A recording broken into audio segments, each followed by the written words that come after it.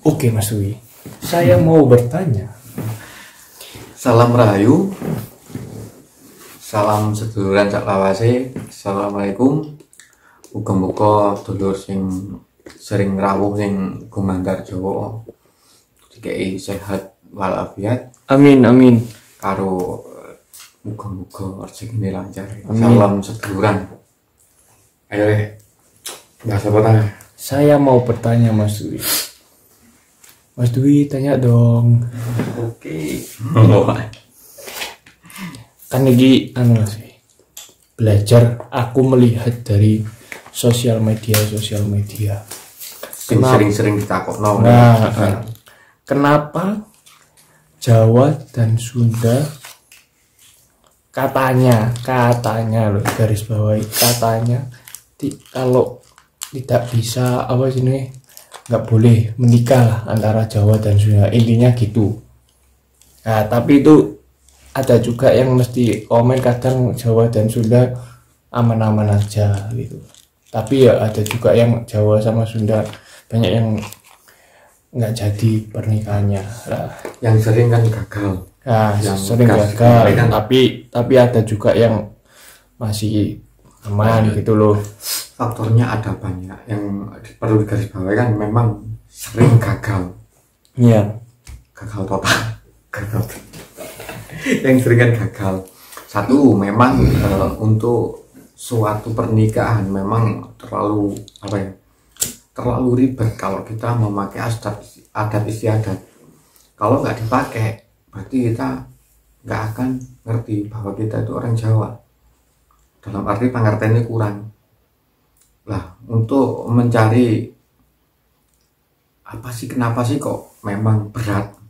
Satu, kita harus pakai hitungan Jawa dan hitungan Sunda, itu yang sering nggak cocok. Neptu, kalau di Jawa ada naga tahun, itu yang sering nggak sinkron. Soalnya perjalanannya juga jauh antara Jawa Barat dan Jawa Timur atau Jawa Tengah, itu yang sering.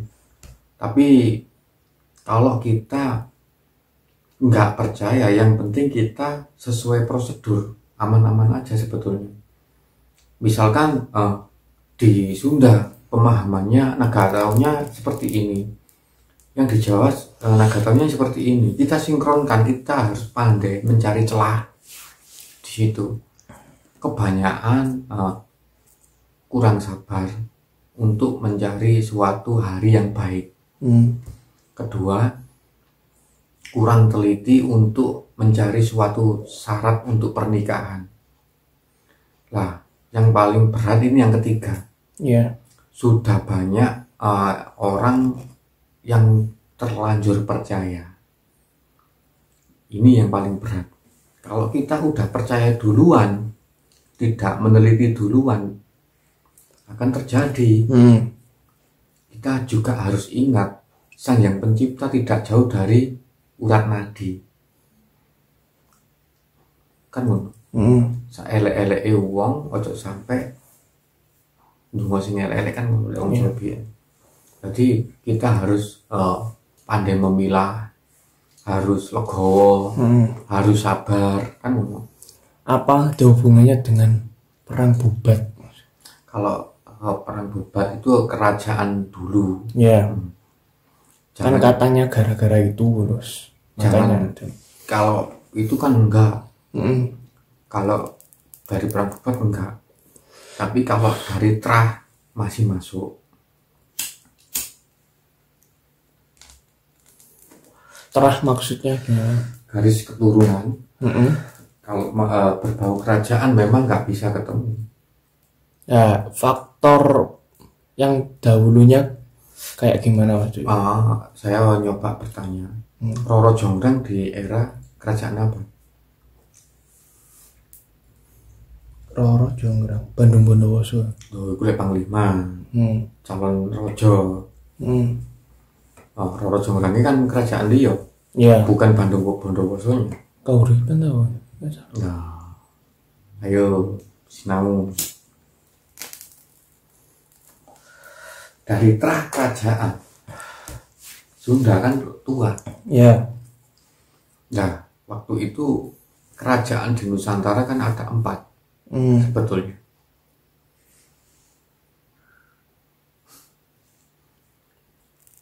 Masih berhubungan, masih saudara, masih kerabat. Kedua kerajaan ini yang tidak bisa satu. Kalau perang bubat berarti kan era Majapahit. Ada yang lebih tua di era Roro Jonggrang, itu yang nggak bisa sinkron antara Jawa Barat dan orang Jawa sendiri. Soalnya satu, banyak sejarah yang dibelokkan. Contoh saja era Empu Purwo sama Empu Sindok. Di sejarah sudah diuntir sekian zaman. Kita untuk menelisik itu dari era sejarah yang real dan prasasti, apalagi Kawero untuk Napak Tilas, juga Simpang Siur. Oke, garis bawahi kan Jawa Barat juga Jawa, yuk Sunda dan Jawa maksudnya.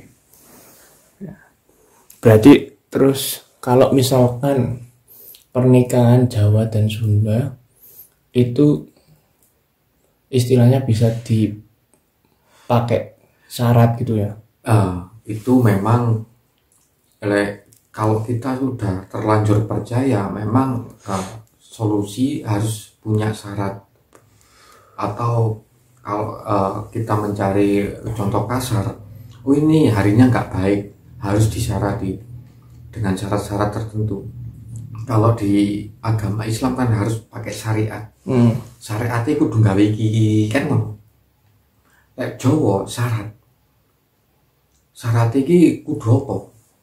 Masalahnya buang PT, buang, kita harus membuang ayam, harus melewati sungai atau apa ya, gitu.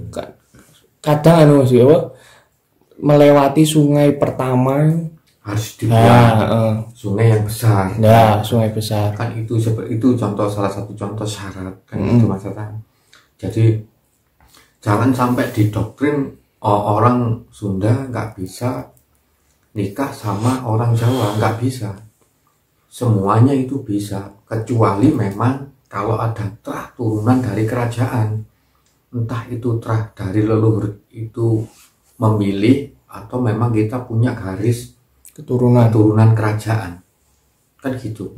Kalau zaman sekarang bisa sah saja, soalnya banyak orang yang tidak mengetahui bahwa ternyata saya ini turunan dari kerajaan ini. Kan jarang yang dipakai di zaman sekarang gitu. Jadi menurut saya sah saja, yang penting syarat itu harus dipakai untuk menghindari hal-hal yang tidak diinginkan kan gitu. Berarti syaratnya itu kalau Jawa dan Sunda berarti pakai syarat Jawa, pakai syarat Sunda juga, dua-duanya. Terus untuk sih, yang misalkan yang Jawanya yang cowok atau ceweknya yang Sunda atau sebaliknya itu gimana itu? Yang paling berat itu ceweknya orang Jawa. Cewek orang Jawa, cowoknya Sunda. Paling berat. Tapi kok ada juga kalau yang bilang kalau misalkan ceweknya Jawa, cowoknya Sunda, itu malah enak. Justru itu kebalikannya. Memang langgeng tapi sering cekcok. Itu memang itu dari aura dari Jawa Barat ke Jawa, wilayah Jawa. Memang seperti itu. Aura tanahnya bukan orangnya. Itu biasanya memang enjoy aja, cuma sering masalah kecil jadi besar. Itu adalah efek aura tanah, bukan perorangan, bukan individu masing-masing ya. Kalau cowoknya orang Jawa, ceweknya orang Sunda, enak aja tuh. Soalnya saya dulu pernah bekerja, temen saya ini 4 pasang, cowoknya Jawa, ceweknya Sunda. Enjoy kok, hidupnya enak, malah rezeki lancar. Itu yang saya jumpai Soalnya saya sering numpang tidur di tempat teman-teman saya dulu waktu kerja. Oke. Kan saya menjawab ini dari segi pengalaman Iya. yang saya ketahui dan saya alami sendiri. Berarti untuk cowok-cowok Jawa status aman untuk mengincar nenggelis lampu hijau rek. Kalau kita terlanjur percaya, itu saran dari saya pribadi, jangan sampai lupa syarat-syaratnya itu dipenuhi. Soalnya ini menyangkut tanah. Kalau tanah berarti adat istiadat jangan sampai ditinggalkan, itu yang penting. Soalnya tanah Jawa dan tanah Pasundan atau Sunda. Kalau di sana orang dulu bilang Sunda Wiwitan. Kalau di Jawa disebut Sunda Kelapa atau Sunda Kawitan. Sih. Misalkan yang dari Sundanya ini kan cowok Sunda itu, tapi orang tuanya misalkan orang tuanya itu Sunda sama Jawa juga, tapi anaknya ini lahir di Sunda, itu gimana Mas? Apa-apa? Enggak, maksudnya kalau sama cewek Jawa gimana gitu loh. Itu tetap pakai ya apa enggak gitu? Makanya kan tadi sudah saya sebutkan, kita harus mengikuti adat. Adat Sunda dan adat Jawa harus dipakai dua-duanya. Jangan sampai kita berebut pakai adat sini, pakai adat, semua adat harus dipakai demi apa sih, menghindari hal yang tidak diinginkan, kan gitu maksudnya. Itu yang kalau yang percaya. Nah, misalkan kalau yang misalkan dari terah turunan tadi yang Mas Hatta pertanyakan, malah lebih enak. Misalnya orang tuanya sudah dari kedua sisi, maksudnya dari Jawa dan Sunda. Jadi kalau tanah kelahiran enggak masalah menurut saya. Semakin memudar lah kasarnya. Berarti semua, tapi tergantung juga sama individu masing-masing Mas ya. Misalkan kalau nggak percaya berarti nggak pakai istilahnya, nggak pakai adat antara Jawa sama Sunda, nggak masalah berarti. Nggak masalah, yang penting kan kepercayaan. Ada kok masa tadi sekitar kita. Apa? Yang Sunda sama Jawa. Bahkan tua kok.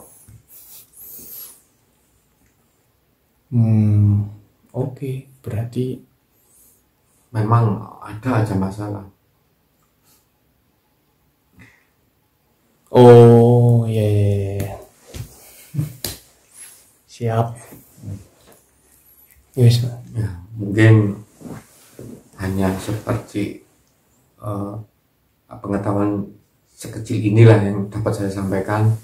Mudah-mudahan bermanfaat untuk teman-teman, dan yang perlu digarisbawahi, jangan mensugesti kepercayaan bahwa Sunda dan Jawa nggak bisa bersatu untuk meneruskan keturunan, enggak.